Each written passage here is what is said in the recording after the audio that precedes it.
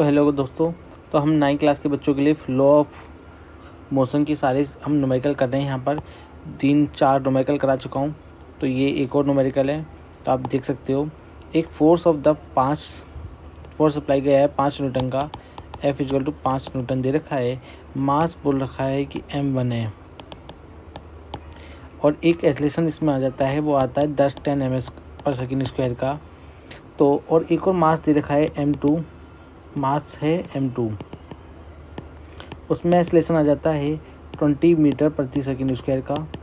वो बोल रहा है what is acceleration would give the both masses were the Tide together. क्या होगा अगर दोनों बॉडी को कंबाइन कर दूं तो एक्सेलरेशन क्या आएगा। 5 न्यूटन का फोर्स अप्लाई हो रहा है दोनों पे। सबसे पहले मैं मास निकालूंगा m1 का, m1 निकालूंगा और m2 भी निकालूंगा। फोर्स का फॉर्मूला लगाऊंगा, m = a। फोर्स मेरे पास 5 न्यूटन का है, एक्सेलरेशन m1 है, मास m1 है, एक्सेलरेशन मेरा 10 है।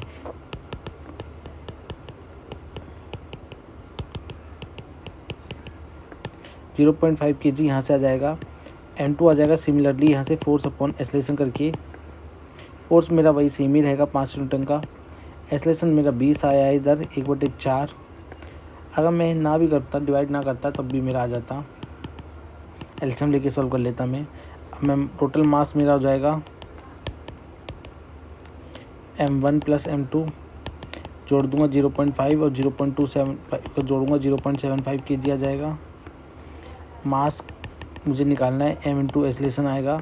मास सेम है, मास निकाल लिया। फोर्स सेम है, फोर्स 5 न्यूटन का ही लग रहा है। एक्सेलरेशन वो बोल रहा है आपको कितना एक्सेलरेशन आएगा। इसको नीचे ले आऊँ, पॉइंट हटेगा, 00 ऊपर चले जाएंगे। 25 से काट दो 3 और ये 4, 5 चौक 20, 3 से डिवाइड कर दोगे 6.88 आता रहेगा। डिवाइड कर लेते हैं।